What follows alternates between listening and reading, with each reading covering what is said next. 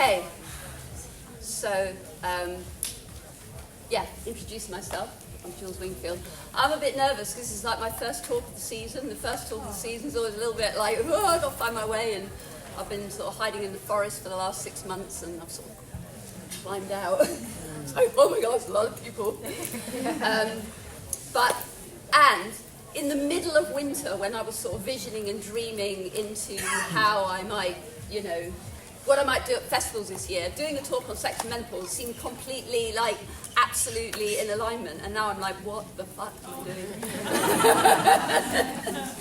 It does feel a bit edgy, It's such a controversial subject. It's so charged. This whole subject is so charged in so many ways. And really that's because of the backstory. And in order to move forwards and understand, to be able to move forwards into a new paradigm, we have to kind of get an understanding of the backstory of where we've come from. Because unless we know something, we can't change it. We have to have an understanding of it, an awareness of it.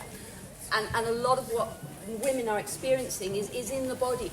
It's in the body and it's in our spiritual self. So hopefully this map is going to give you not really new information, but a recognition of what you already know and a different way of navigating it. Yeah?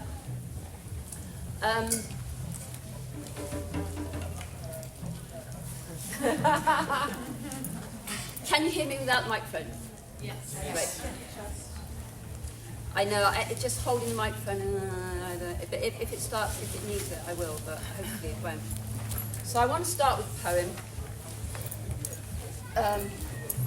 Just because it means I don't have to think of anything to say for a few minutes. So this poem came to me because I just think it so beautifully speaks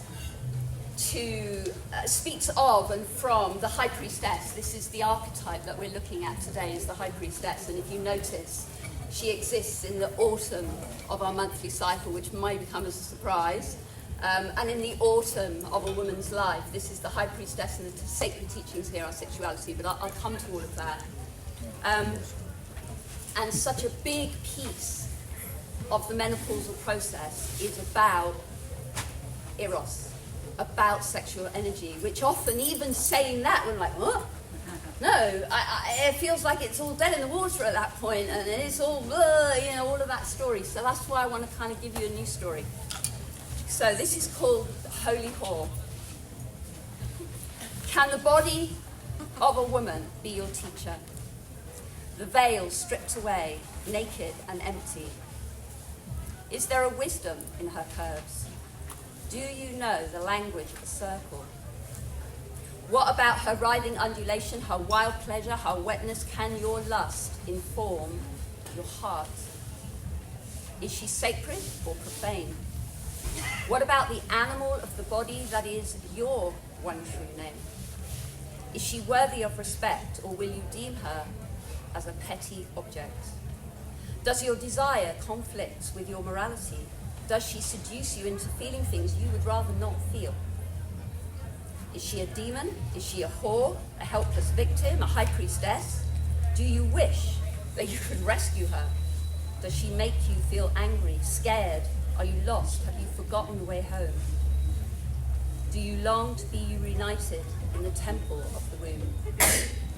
She, keeper of secrets, mother of oneness, the original ecstasy. Do you remember?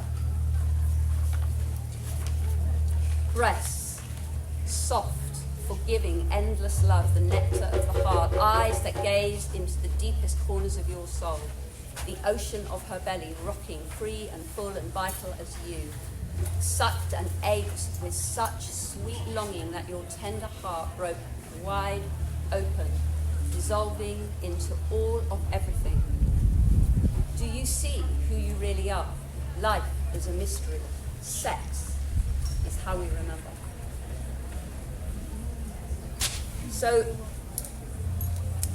I want to start by saying that this talk is about the menopause, but very specifically, even a niche within that, about sexuality in the menopause. So there's much I could give a talk on about menopause in the general kind of wholeness of it. And I'm sure if you're in the menopause, you will be very familiar with the experience of what that's like in your body, and spiritually, emotionally, sexually, psychologically, on every level, it's all going on. So this is specifically focusing on sexuality, and it's specifically looking at it through the lens of spirituality. So it's not even looking at sexuality in terms of sort of, well, how do I get a bit of what I need, and da-da-da-da-da. I'm going much bigger than that, that we understand the place of eros in sexuality, in menopause, within the context of spirituality. And I'm doing this talk because I run a workshop called Autumn Queen for menopausal women, and it's in the autumn. There's an online version and there's an in-person version, and I hope that by giving you a little bit of something here, you sparks your interest enough to go, yeah, I think I'd like to go further with that. I also really want to acknowledge the amount of men that have come to the space. Thank you. I mean, it's pretty bloody edgy for the women to come to this. And to sort of, just by being in the tent, you're declaring something, right? And for you to be here as well is really beautiful. And I think a lot of the talk that I'm going to give is going to be in the language of heterosexual, and that isn't because I live in a heterosexual paradigm, I don't. But so much of the difficulty and the place where we've arrived at that is problematic is because of this huge 5,000 years of backstory of the patriarchal system, of which we have all been educated in, of which we are all operating from. This is not a man-bashing talk. I feel so important to say that. It really, really does. We all have been trained in the fantastical school of patriarchy. Yeah? So in order to undo that, we have to begin to understand it and really see it for what it is so that we can make different choices. So a lot of what I'm going to say is going to kind of come into the dance of the men and the women, because this is where the whole kind of wounding has happened. What men were trained to do, how men were trained to see women, to be with women, to view sexuality, to view her. What we as women were trained for so many years, how to be with our sexuality, how to be with men, how to use it as a way to get love and affection, to get security, to, all the needs, how we used it as a currency. So I want to start by going, I'll tell you what, next thing I want to do is I want to give you a bit of inspiration. So, I'm not going to get you to declare all the old story, because we all know what it is. But I want to give you some key things that I'm going to speak about, but just to kind of drop these in, so hopefully you feel excited. Menopause is a holy rite of passage for sexual awakening and awakening to our most potent spiritual power. That's what the menopause process is about. It's a rite of passage for us as women into power. The whole journey of our life is a journey into power. And what is feminine power? Not masculine power. What is feminine power? And how do we embody that as we go through our life? And feminine power is absolutely rooted in service of love. Love is the most potent quality that the feminine in all of us is channeling, can channel, and power of love. I mean, I'm sure we all are aware of how the power of love on planet Earth right now, how much that could heal so much of what's going on in our world. So the power of love. So the feminine has that, and of course in menopause it becomes connected so deeply to spiritual power, and that's a real force in the world. Sex is not over from here on in. Newsflash. In fact, it's going to get better. Second newsflash. If you want it to. And it may well change from what it has been. Yeah? If you want it to. You are not the victim of your hormones. You are not at the mercy of your biological function. Or the patriarchal system.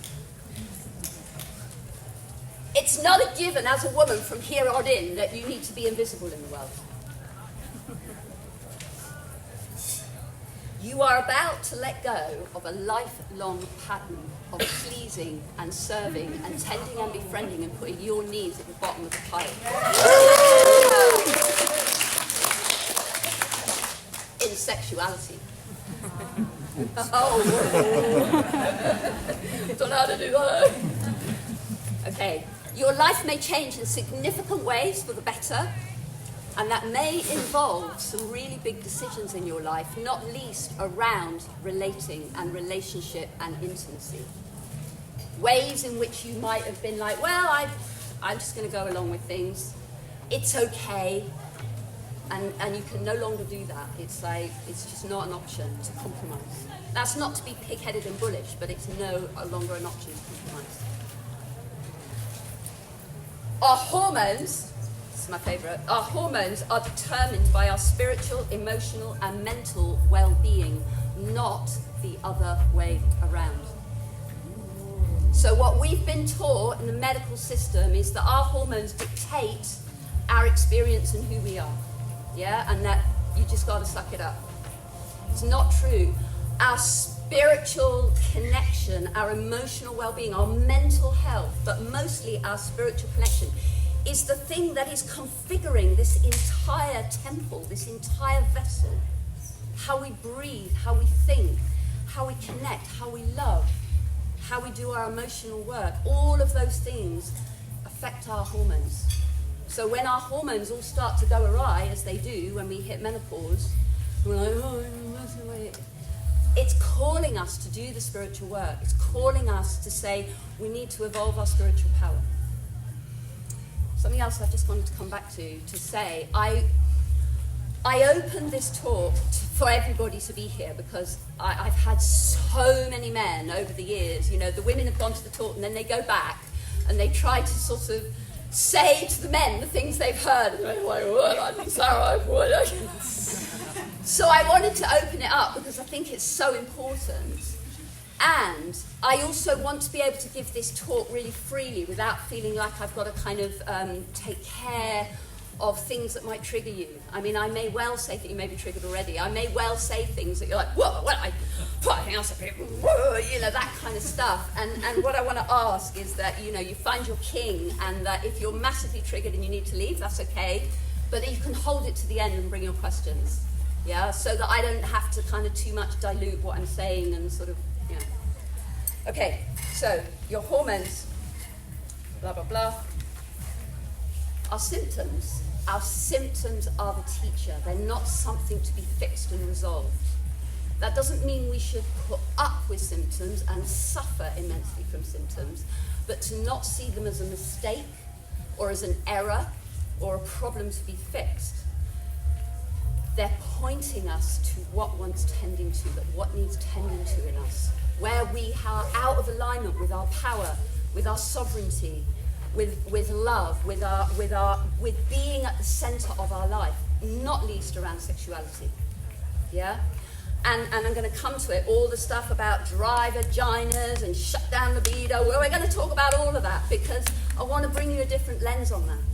So fundamentally, what's happening in menopause is our quality control goes up around intimacy and sex. And what we were willing to put up with over here for the sake of procreation and tending life and just getting a good shag, and that's great and that'll do and it's all right because it's better than nothing. Over here we're like, I'd rather have nothing. I just don't want to compromise anymore, and actually I need to be in holy communion in sexuality, and if that's not happening, I'll put that energy into something else, and the body will shut down because the body is the wisdom. If we're not in alignment and we're doing things that aren't really in alignment with who we are and what we want, if we don't put a boundary down, the body will for us, and that's what's happening. Yeah, so we can completely change that. This isn't about to say that the men are wrong. I mean, what of you women in here have felt like you've had a healthy education around what it is to be a woman in sexuality, how to navigate what you want? Do you even know what you want half the time? Do you even know? let alone how to go about communicating that or expressing that to a lover, man or woman or whoever, any human. Yeah? And then we get to menopause and we're all pissed off with the men because they won't, meet us right. It's like, well, do we even meet ourselves in this place? Do we know how to meet those edges of unmetabolized and unprocessed hurts that happened in the early part of our life? No. And you can be damn sure they're going to show up here. When we get here, they're going to show up again and say, hey, girlfriend, you got to do the work. Yeah? So, that's what I'm just coming to. So what has not been healed or completed in your sexual experience in the first part of your life, which is the spring and the summer of your life, it is going to come back here to give you a final opportunity to say, well, it doesn't matter that you did it all here, you can do it here. If you really want to step through this portal and be a woman in her power, connected to her eros as a force of change in this world, you've got to do this work. Yeah? Nothing to do with the men. You've got to do this work.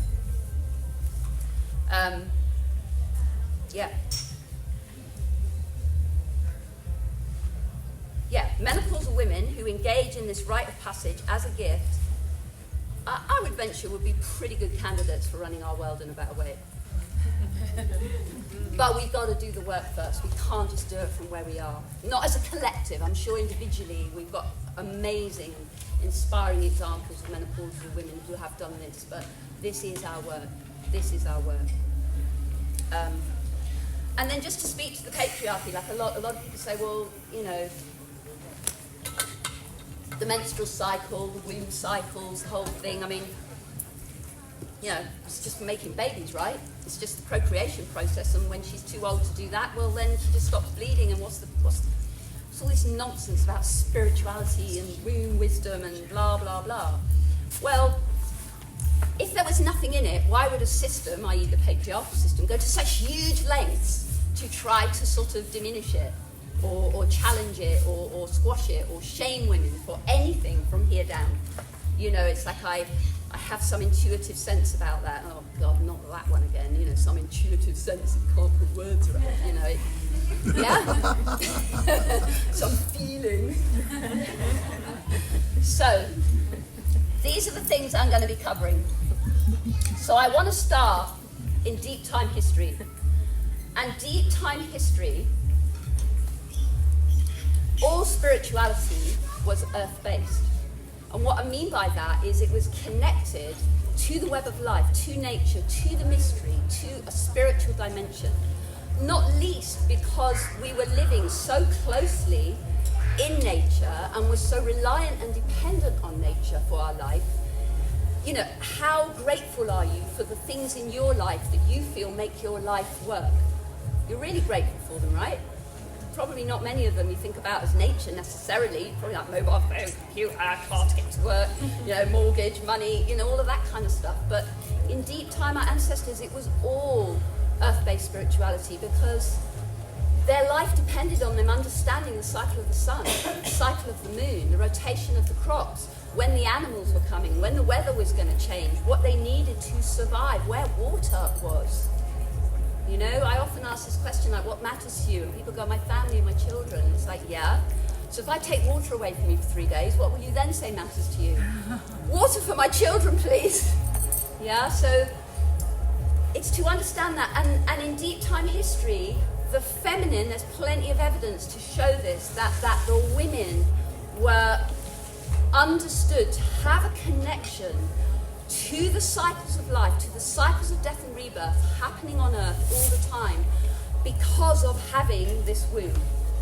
Now, whether you're a woman who's still got her womb, whether you're a woman who's not got a womb anymore, whether you're a person with a womb but you don't identify as a woman, speaking to all of that, this connection, this physical womb, because what's happening in here is the same thing that's happening out here in the cycles of nature. The monthly cycle, which I'm marking here, menstruation, pre-ovulation, ovulation, premenstrual, they mark internal seasons, qualities that we experience, like the time of menstruation, of bleeding. It's like an internal winter in how it feels. quality of ovulation is like what it's like in summer, you know, the possibility to just create life and give completely. So the cycle of the sun creates these internal seasons that move around us every 28 or 35 days, whatever length our cycle was. And the cycles of the moon follows 28 days, and our blood, menstrual blood, is water. So of course it's going to be affected by the cycles of the moon. Of course we are going to be affected. You know, our feeling nature is governed by the element of water. So if it's governed by the element of water, why wouldn't we be feeling deeply? Because, and why wouldn't it be then that through the month of our cycle, our monthly cycle, that we go through all kinds of emotional landscapes?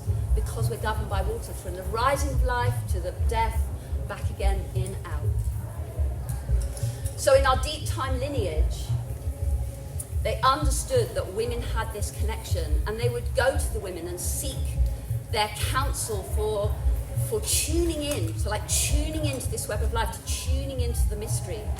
You know, the connection with the bees, for example, or the connection with the weather cycles, the connection with what's happening in the earth, the connection of the wellness of the village. And so much so, it's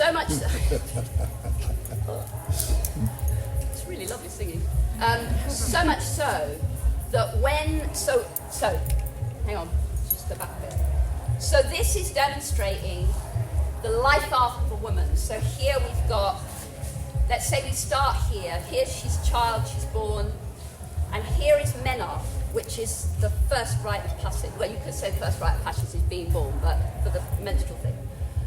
First rite of passage, first bleed. It has been said in some history books that this was the first ritual that was ever done on earth, was to acknowledge the first bleed of the womb.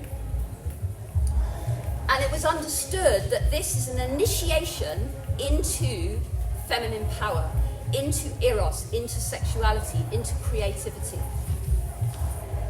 If that isn't guided and held, and that young woman is not given understanding about what that means, what's going to happen? It's going to go off the rails, right? You give someone power and you don't give them the teachings of how to be with that power. Well, we've only got to see what happens in the world. If you give people power and they haven't had indigenous wisdom around that, or they haven't had the right kind of guidance, it goes AWOL. So that's what we see in our modern world. So many young women who are just so lost and not knowing how to navigate power, not knowing how to navigate their sexuality. And this is all going to come back over here, whatever we ended up doing. So this menarche ceremony was the first bleed. And what would happen is there would be a lodge, a place like a bleed lodge, where the young girls would go every month and sit and bleed with the menopausal women. Not the crones, the menopausal women. So there's an axis here. This relationship here is really key. Because the menopausal women had done 25 years of conscious cycling with their bleeds, so they knew a thing or two. They knew a thing or two about sexuality, about procreation, about spiritual sex, about death, about rebirth, about self-care, about self-love. They knew that. So the young girls would sit there, and it's almost like every month they got a vision quest. They got a death and rebirth. They got guided by the wise elders. So even after 1 year, she's done 13 vision quests with a circle of wise elders. I mean, how many of us have even done one? Yeah? Maybe a handful if we're lucky. So by the time she's bled for 5 years, she's done like 10, 20, 30, 40, sat in council with wise elder women who understand the web of life, who understand feminine spirituality, who understand feminine sexuality, and can guide these young women. So as they go out into the world and try and figure out who they are as a sexual being, what do I like, what don't I like, who do I want to be, how do I want to dress, what kind of things do I like to do, and all of that.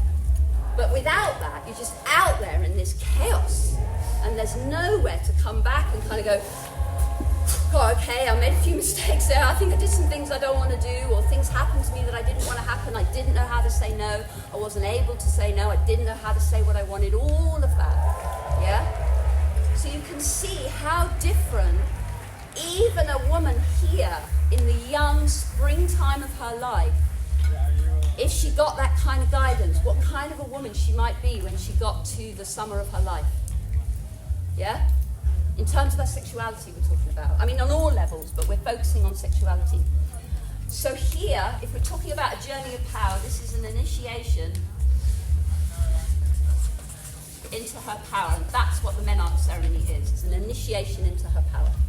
And then she'd be guided by these menopausal women each month, mentoring, guiding, here, okay, try this, try that, come back, rest, and so on. So then here, she's practicing her power. We're talking about erotic, spiritual, feminine power. Yeah? She's still got the guidance if she wants, but maybe she's kind of got less of that now and she can come into the world. And in these 4 quadrants, in these life arc, this is following the life arc. It's also following the monthly cycle, and they overlay each other. That's why it's all possibly sounding a bit complicated, and I'm kind of going back and here and everywhere and there because it's all in spirals and circles. It's quite difficult to give you like a linear talk. So you can start to see maybe the overlay. So what's happening in the monthly cycle is also the same thing that's happening in the life arc of a woman, right? So you get to ovulation. So here in premenstrual, hang on, let me go back. So in each of these gateways, as she moves through her life, or as she moves through her monthly cycle, there are teachings, like spiritual teachings. So in the pre-ovulation of the cycle, or we could say the spring of her life, the teachings here are self-love and self-knowing, because she's breaking away from the imprint of the mother, the guidance that the mother has given, which is important. But she needs to now find herself. And it doesn't matter, even if the mother gave her like brilliant upbringing and the best possible guidance she could around sexuality, still she needs to break away and find out. It's about individuation. And there's a real tragedy in our culture because we condemn teenagers for rebelling and for breaking away and going, fuck you, I'm not going to do it your way anymore. But actually, it's important. They're trying to individuate, but of course they haven't got the Council of White Elders, so even though they're pulling away, they haven't got the other half of it. So, what was I saying? Yeah, so self-love, this is the process of I need to know myself as a sexual being. If I don't know myself as a sexual being, how on earth am I going to navigate that and have sexual encounters, either with myself, with the world, or with a lover, if I don't know who I am? So it has to begin with who I am. The question I asked you at the beginning, do you even know what you want sexually, even now as a woman, even all these years later? Yeah?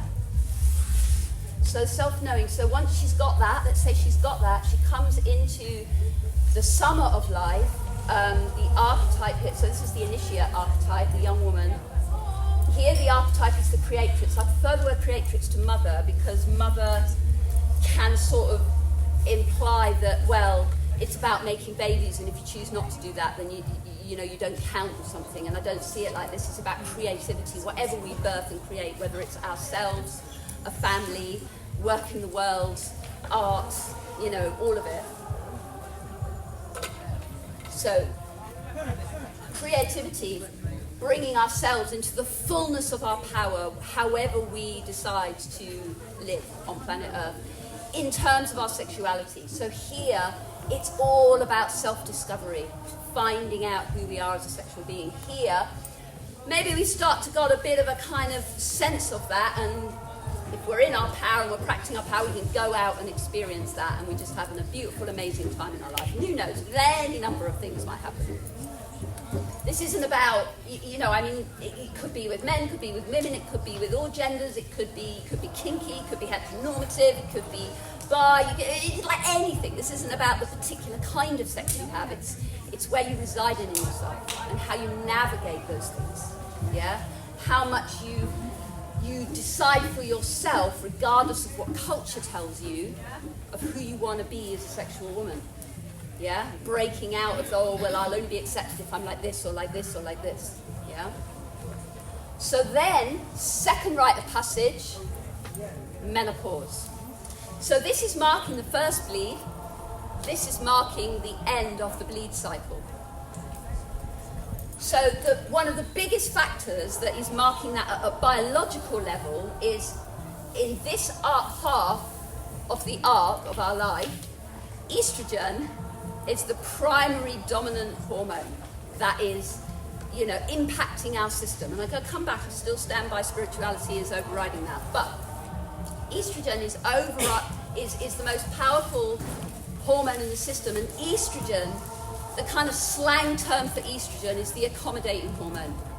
It is designed at a primal biological survival level to make sure that the women tend and nurture and protect life. That is what it's designed to do, so that our species continues. That's at a very primal biological level. I'm going to create a baby here, I'm going to birth it out, and I'm going to look after it. I'm going to tend to the family, I'm going to tend to the land, I'm going to tend to life, I'm going to tend to the wellness of the village, I'm going to tend and protect life. That's so much of what we're wired to do at a biological level, which is wonderful. There's nothing wrong with that. In the patriarchal system, though, it becomes problematic because it's a sacrificial role. It's at the cost of ourselves. So in the patriarchal system, we have to put ourselves at the bottom of the pile of needs and make sure that everything else is okay. And then maybe I can sort of consider what I might need. Also, in the patriarchal teachings, and how it's been on planet Earth for a few thousand years, is as a woman, if you weren't in some way bound to a man, either property owned or married or connected in some way, your life was pretty bloody crap. You just were outside of society. You're either a prostitute or working in some, workhouse or, this kind of thing. So you start to understand why women started to use their sexuality as a way to stay connected to a man, because their survival depended upon it. So now we see sex being used as a bartering currency for love, security, attention, affection. Yeah? Which later on we start to blame the men for it. And why you need it? But actually we did that. We've been programmed so deeply to do that. Yeah? It was terrifying we're like plants. If we uproot ourselves, our roots are dangling at the hand of the patriarchy. It's like, I won't survive. So I have to do everything I can to keep the man. This is the deep time story. And what's the one thing that I think I can keep a man by? Sex. That's the way the story goes. Sex is the thing he wants more than anything else, so that's the thing I'll hold as my trading card. So, long-term, lifelong marriages, duty sex, duty children, that whole paradigm, that whole story rolling out. And estrogen beautifully just making sure those oils, those cogs stay really beautiful oils. And it might not even be that the sex was bad, it might have been great, might have been okay, might have been wonderful, and actually all of your sexual eros was focused on tending and bringing up children, and it was deeply blissful and it was wonderful. So there's a whole range of experience here. Yeah, there's going to be a whole range, but I'm trying to point to some archetypal themes that just come up in the collective field. So, second rite of passage, the estrogen, the main thing that's happening in the menopause is estrogen vanishes, right? So suddenly the whole program of tending and befriending and putting our needs at the bottom of the pile, that all vanishes as well.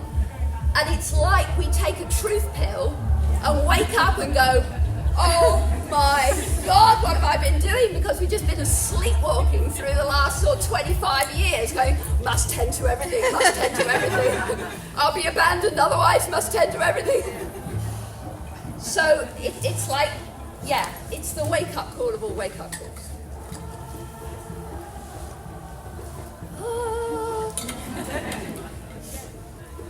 The angel starts singing and you realise, again, this isn't to blame anyone, this isn't to blame the men. We've all got our part in this story. We've all got our part in this dance, yeah? I'm just speaking about the women's part. So this section here, this whole section here, this is menopause. So this is the autumn of your life. And if you see, it links to the monthly cycle. This is also premenstrual, menopause, okay? So basically the menopause is the premenstrual phase, which lasts, maybe 5-10 days, for 10 years. Good luck with that, guys. And we all know the teachings for premenstrual, right? The teachings around the kind of societal teachings around premenstrual are, well, at this time, I would just give her a wide berth. She's not really herself at this time. She's a little bit like, she's not thinking straight. She's a little bit over-emotional, a little bit over-dramatic, a bit of a handful. I wouldn't really take anything that she says or does too seriously because she's not really herself. I would venture that she's more herself here at any other time because she's taking the truth pill once a month. In the premenstrual phase, whatever we did over here in the pre-ovulation and ovulation phase, because estrogen was like just roaring through it, going, yeah, let's do this thing. Suddenly, that falls, and she's like, oh, God, I can't believe I agreed to that. I can't, I didn't want to sleep with that person, but, I did want to cuddle, and it was kind of better than nothing, so, I still went with it. It wasn't bad, but that wasn't really what I wanted. It wasn't the exalted, tantric, chorus thing, spiritual awakening that I wanted. Come over here, and it's like, well, I'm not going to go for the mindless fumble. I can't. It's got to be holy or I don't want it. Yeah? So, if this is a 10-year premenstrual, basically, if as a woman, so this half of the cycle is acceptable in the patriarchal system. You're allowed to be a maiden or a young woman, everything pointing to heaven, youth is the holy grail, right? Everything's got to be youthful. Or you can be a mother too, because we need to reproduce the line and have families. That's allowed as well. But no breastfeeding. Because the breasts are sex, right? But once you've popped a baby out, then you've got to come back and look like this as quickly as possible again. Yeah? So as your body naturally starts to age, no one's going to defy this law, we get to here, and because you're only allowed as a woman to be a maiden or a mother in the patriarchal system, when we get to here, it's like, right, I see I'm invisible. I'm no use anymore. I can't bring the babies into the world. I'm not like sexy and hot and all of that kind of stuff. So get rid of this, and this is the point where we start to feel like we're going to be invisible, and this is the point where we start then reaching for this eternal youth. How can I keep looking young as long as possible with all the special equipment and things? And it's painful. It's so painful because actually the power that is here, the beauty that is here is coming from so deep within. It's like from the core of the earth. The same power that you feel in that premenstrual time where there's just no bullshit zone. I cannot tolerate bullshit anymore. It is a time of truth, and I'm just absolutely, yeah? And if we're not like that, we're sort of hiding in the house going, I wish everyone would just go away, because I don't know how to say this without making a mess, right? I'm either going to kill someone or kill myself. It's just not looking good, yeah? So we need to learn to channel this power, so practicing power. So here is the alchemizing of power. Alchemizing of power. So we're learning to refine power. This is what I mean by the quality control. So before menopause, the strap line around sex is any sex is better than no sex at all. Great if it's great, but if it isn't, it's still better than nothing, because I don't want to be abandoned, and I need security, and I want love, and I want attention, and and I want family, and all those things. So I kind of go with the sex, good or bad, right? Over here, it's like no sex is better than compromising on what I really want. I'm only willing, really, to have holy sex. Because at this first half of the life arc, the hormone is a powerful dominant cycle that is here to procreate. So a lot of our energy, because that tending and befriending hormone is so powerful, it's like we're in the world tending to the world. That doesn't mean it's not spiritual. Everything is spiritual in that way, but we're tending to life. Whereas now we're tending to the mystery, we're tending to love, we're tending to the holy. And we're no longer in the kind of, I gotta tend to, this kind of thing. So this is where sex and spirit come together. Whether that's in the premenstrual of your monthly cycle or menstrual bit, or whether that's in the autumn of your life arc. This is why the archetype of the High Priestess is here and not here, which is where most people think it should be, or here. The maiden. Isn't she just like the holy grail of beauty and radiance and wonderment and innocence and just everything? She's totally gorgeous and delicious, yeah, like just a fresh cake. But she doesn't have the depth. She can't have the depth. It's impossible. It's not to criticise, but you just can't. You can't have that depth because you haven't lived. You haven't lived, you haven't practiced, you haven't tried. So over here, the radiance, that power and radiance and that beauty is coming from deep within. From deep, deep within, but there's a power there. That can be pretty scary, actually. You know, I mean, for anyone who's been in intimacy with a high priestess who's really in her sexual power and has really done the work, I mean, that can be pretty kind of, I'm going to have to really show up. I'm not going to be able to bluff my way through this. Yeah, so the high priestess is the archetype here. The initiate, or old school would say maiden, just so you kind of got what I'm... Initiate, the creatrix of the mother, and then down here is the crone. Self-love, creativity is the teachings, sexuality is the teachings here. This is kind of what Tantra is trying to point to.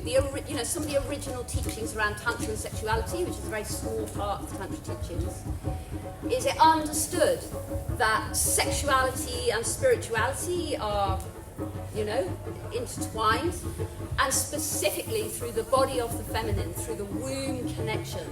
Through the womb connection, there's this gateway that can open, and that we can invite someone into, man, woman, or whoever, but we can invite that person in and initiate them into full awakening. Not only our own awakening as women, but also whoever we invite into through that gateway and into the holy space of sex, of sexuality, eros, and intimacy. But we're not going to be able to do that unless we've done this, unless we know ourselves, unless we've done our work around shame, around what it is to be a sexual woman, unless we've healed the stuff about body image, about what we should and shouldn't want as a woman, who we should and shouldn't be, how much we're supposed to display, not display, the whole gamut of it all. And that we find that place where there's a core right inside. We go, this is who I am as a sexual woman. And I'm not going to apologise. I'm simply going to be it. And that shouldn't feel like a threat. It might be a bit scary. Yeah. Sorry. Did you knock it? I think I might have done something. Okay, hang on. Let's just get this back. It's a modern age, Jules. What's that? I know.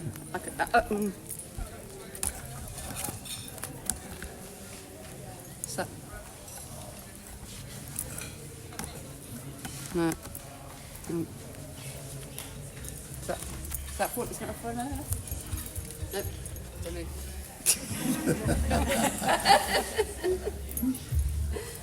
Okay, so where were we? So yeah, the message that I want to bring you most strongly and most importantly is we have to move beyond the kind of angry, sort of criticising the men because they are not, showing up. This whole thing that we've been in for the last, 20, 30, 40 years. And actually own the fact. And it's nobody's fault. This isn't about blaming ourselves either. But to understand where we've come from. How could we have known? How could we have known how to navigate ourselves as women in a sexual way, with our eros, with power? We haven't had any teachings around it. We haven't had any holding around it. How on earth could we have known that? Let alone, where on earth do they stand a chance? If we don't know, how are they going to know? Yeah? But we often come to the bedrooms or feeling frustrated or upset because they don't know how to guess what we want. But we sure enough tell them when they get it wrong. It's just not going to work, right? It's not going to work. So we need to do our work. We need to understand that this eros that we're connected to isn't just in service of how we have better lovers in our life or have better sexual experiences in our life, but actually how we live our life and how we move through the world and how we bring our gift to the world and how we bring leadership and how we tend to families and how we tend to the earth, how we tend to politics, how we tend to food, how we tend to health. All of it. All of it, all of it. It's just fundamental. It's absolutely fundamental. And the thing is here, I come back to the quality control. So when the estrogen falls away and we take the truth serum, because a lot of women get here and they go, well, all my libido's just gone through the floor. I'm just not interested. I just don't feel it. It's like I'd just rather be in the garden just fiddling with my parsnips and, going for a walk with the dog and eating cake and, there's nothing wrong with any of that, right? And that may be the deepest truth of it. And to ask yourself the question, is it really true that you don't want to have a connection with your sexuality anymore because you inherently don't, or because what you want doesn't seem possible? Because what you want doesn't seem possible. Because of what life has told you and the experiences you've had and what you see, and you're thinking, I just don't think I can have what's possible. I don't even know if I know what I want. But there is this knowing, there is this whisper, even if you're like, well, I don't know if I like this or that particular thing, but there's a longing that never completely quietens, an ache in us of like, there's just something, and in the absence of it, I'm just going to do other things like eat and dance and, I don't know, fumble around, do whatever. But there's this hunger and this longing, and it's that you want to track it and not give up on being able to create what it is you really, really long for and want. Because if we don't do that, there is no hope of it going any further. We have to do that. And I honestly do believe that if menopausal women were having holy sex, shall we say, I do think it would have a massive positive impact on our planet in terms of how women could navigate this power going forward in the world. Not to sort of trump men or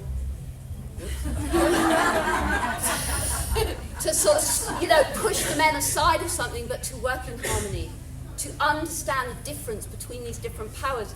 Because if we can do that, we're no longer needing to be in the, men are bastards and we got to, the whole patriarchal kind of thing landing at your door in a moment of intimacy because you looked the wrong way or you said the wrong thing or you didn't instinctively know that she was upset in that moment or needed, all of that stuff. Yeah, so we got to come together and find a way to work together, and there's a whole piece here for men, which obviously I'm not giving a talk on, but this is our part in this.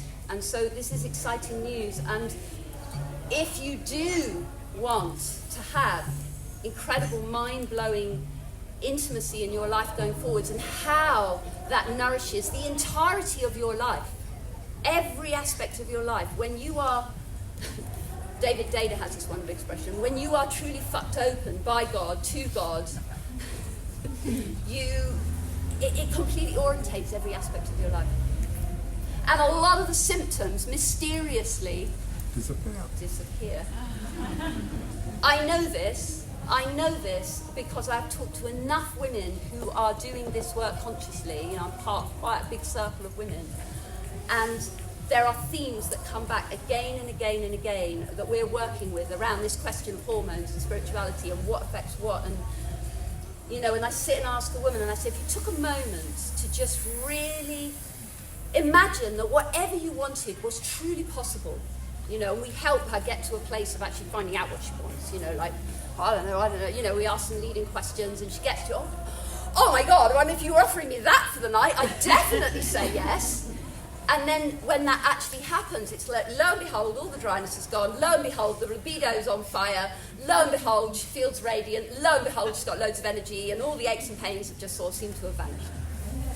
True. Again and again and again and again and again and again. So yes, we do need to tend to wellness. We do need to take the supplements. We do need to eat healthy food. We do need to watch our blood pressure. All of that stuff is super, super important.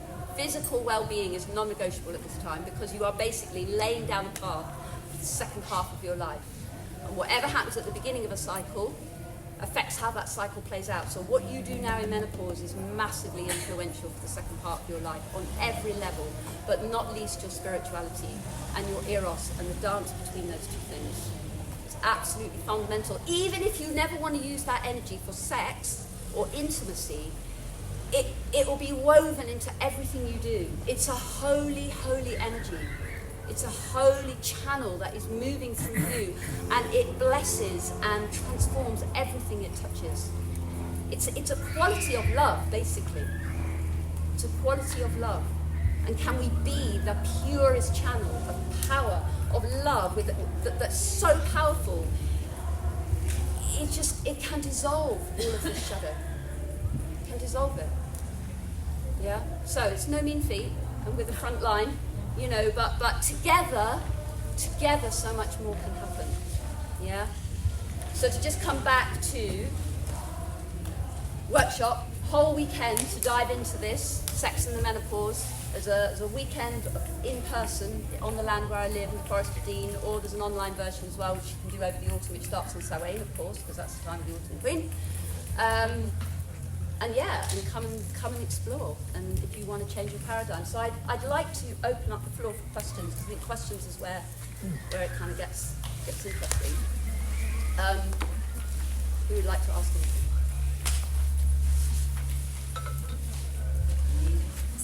First of all, I really appreciate your humour around this and the hope. And it breaks my heart that we've got to this point, and I'm so grateful that you are existing within the world. But my question is, can you say anything about, here menopause transition is our last window, and in your view, when does menopause end? Because the medical model will say a year, and I imagine it's She's asking the question that always comes. Or is it just an inner knowing? When does menopause begin and end? Is it just in a kind of like the door? I just don't think there is a definitive. I didn't know that I was in the menopause until I looked back. Like when I was perimenopause, all these terms I don't know. But I looked back to about 2 years and I was like, oh, I see it. The first thing that happened is my thinking changed. How I thought about things changed. And before menopause, I had this sense that life just was this sort of infinite amount of time ahead of me, that I couldn't touch the end somehow, and that everything I thought about was like, oh yeah, well, my life in the future that I don't even know about yet. And then menopause, I was like, oh God, yeah, I might actually only have 25 years left in my life. Oh gosh, I still feel like I can touch the end. Oh wow, what do I want to do with my life, and how am I being? But I don't think you could talk about it hormonally as having some punctuation points. If you're talking about it in terms of the spiritual rite of passage, I don't think you can put a thing on it. I still sometimes, I'm right out the other side, but I still sometimes have like hot flushes or funny little weird symptoms. But I kind of can feel that I'm out the other side. I'm not in the turbulence that I was in. There was so much turbulence, like on all levels. I literally was like, I never want to run another workshop in my life. I'm going to live in the forest in caravan, and that's it. Everyone can just fuck off. I did. I went and lived in the forest for a year and dropped everything, my whole life. Thought I was going to go bankrupt, but it was like I had to surrender. In fact, the process of the menopause is the same process as the bleed every month. So it has four chambers, 4 stages. So the first one is separation. Second one is surrender, which is what I just described, my surrender. Third one is visioning.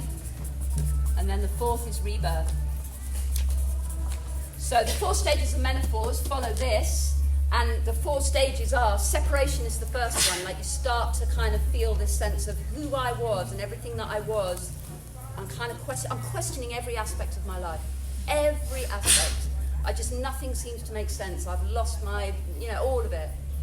And then the surrender. Well, I can't fight this anymore. There's something happening. This process in me is happening, and I don't seem to be able to stay in control of anything. So I'm just going to have to surrender and let this death happen, whatever it is, even though I don't know what it is. Yeah. And in that death, open myself to the mystery and see what wants to come. What is informing me now? Where have I overridden myself sexually?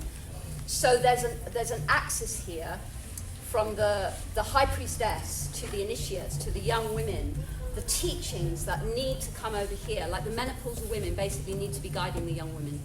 That's absolutely the way it needs to be, with the wisdom and the understanding that we've managed to get to wherever much we have. The young women, as a collective, are so lost. Like what they're being shown around sexuality, what they're being kind of pointed to, what they're aspiring to, what they think it should and shouldn't be. It just breaks my it just breaks my heart. Absolutely breaks my heart. And there's also, so the other thing that can happen in menopause around sexuality is that women kind of go, I've been in a kind of heterosexual, long-term monogamous marriage for the last 25 years, but I think I'd quite like to sort of be with a woman, or actually I really, those like non-binary people, they look really fucking hot to me. I think I want to go and check that out. Or I don't think I want just one partner. I think I want to try a few things. And that young man over there, he looks really nice. I think I might go and see if he's interested. It's like everything is, it's a bit like, the Chinese word for menopause is second spring. So we come back here, and anything that isn't resolved, it's like we come back to revisit it. So menopausal women often, if they've got enough kind of courage to sort of let themselves have a bit of a kind of teenage second sort of explosion and kind of, I'm just going to fucking do everything, I'll leave the marriage and just fucking God, this is all really great. And refine themselves, and it's a wonderful thing. And then the whole process of alchemy will happen again, of like, oh, okay, so now I've done all that, and I've kind of brought my young one back in, and I've scooped her up, and I know who I am. And who knows how you might navigate yourself going forwards. You might go back to what you wanted before. You might completely change your paradigm forevermore. Yeah? But there is also, I gave this talk at Into the Wild a few years ago, and there were lots of men in the space, and I talked about this axis between the menopausal women and the young men, because there's a really strong axis. There's actually dating apps dedicated to this. There is. Of young men who specifically want to be initiated into their sexuality by menopausal women, by the high priestess, because they have some intuitive sense that, although they love the younger women, it's not anything like that, but they know that they've got something, that they're just the no bullshit zone. They know they're going to have to show up. They are not going to get away with the kind of stuff they might get away with here, with two young people kind of trying to figure it out, yeah? It's like she is going to say, oh, wake up, be here, now, here, not over there, here, and if he's got enough warrior energy to not be battered by the relentless criticism and the sort of, you're not being enough and you're not, he can kind of come in with enough warrior energy, but enough courage to go, I want the initiation. I want to be with that much power because I've got this much power. Yeah? So why I'm pointing to this is because I don't want you to feel shame about what you want. It's all on the table. All on the table. Yeah? So question, yeah? Something about hormone replacement therapy. Say that again? You say something about hormone replacement therapy. I really want to stick to the sexuality thing because it's like that we're going to open up a whole thing, and I was really clear at the beginning because it always comes, that question. Mm-hmm. What I would say in answer to it is the symptoms are the teacher. That's how I view it. And I'm not saying you should or shouldn't. I'm just saying that the symptoms are the spiritual guide that is trying to point back to something. And when you can catch that and work with it, it might be that it resolves itself a different way. Yeah. Yeah. I really love the kind of no bullshit attitude of the feminist. But sometimes I feel like I'm not strong enough in the moment to take that. And what would be a good thing for me to do? 100%. Kind of step back from that. Yeah, and you don't have to. Don't have to. But can I just take a moment? You So don't I'll be have back in 5 minutes. You can, yeah, of course. If it's too much for you, you can walk away. The thing is, here in the premenstrual or the menopausal phase, because we as women, historically in the collective field, we haven't done enough work yet to be able to deliver the truth through a powerful enough arrow of love. And so it comes out quite toxic. Like it comes with the blaming, the hatred, the contempt, all of that we haven't metabolized. And I don't think any one man can possibly chew that. It's too much. because in that moment, when she's sitting in front of you and she does the, whatever, however subtle it is or however full on it is, you aren't just dealing with her. You're dealing with 5,000 years of violation, abuse, annihilation, burning at the stake, the whole lot. And in that moment, the whole lot comes at your door, in the energy, yeah? And you're saying, oh, I should be able to handle that. Why would you be able to handle that? It's too much. I mean, even a room full of men and one woman, we might get close. We might get, no, he's saying no, not even that. Because everything that's happened to women in the history around sexuality, particularly because she's been property owned, and the clitoris wasn't even acknowledged till 1972, right? Rape inside marriage wasn't rape until 1976, so there's a lot in there, yeah?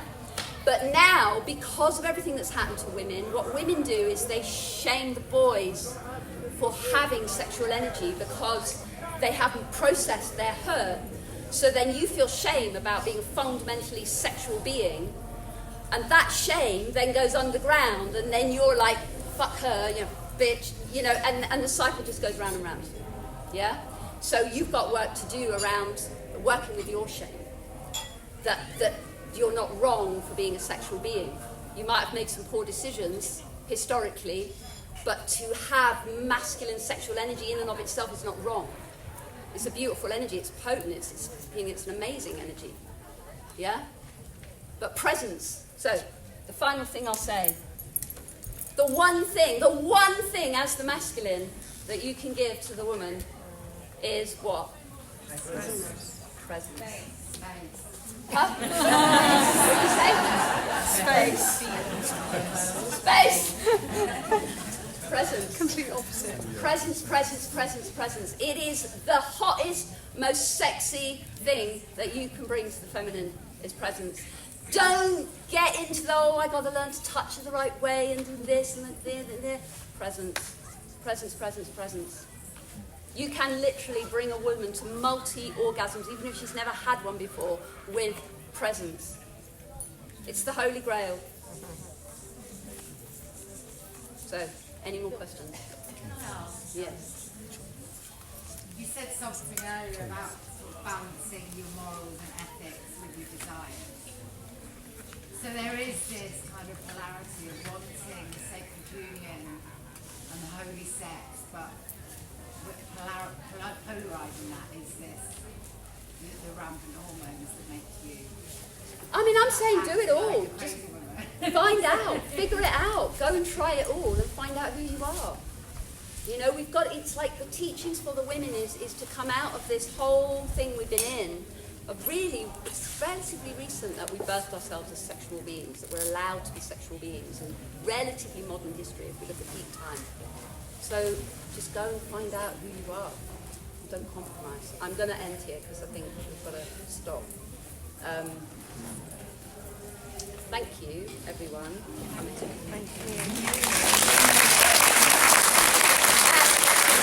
And just to say that, when I'm giving a talk like this, I'm not going to be able to cover everything off, and I may say things in quite a clumsy way or a shorthand, and things people are like, hang on a minute, that sounds really weird. It's like I can only point to things in a broad brushstroke way here, and there may be things that don't resonate, and that's okay. You don't have to resonate with everything here, but yeah. Jules, when you send out the email, Yeah. could you include in that some of the contacts you've got for men's work? What? Presence? It's just one word. But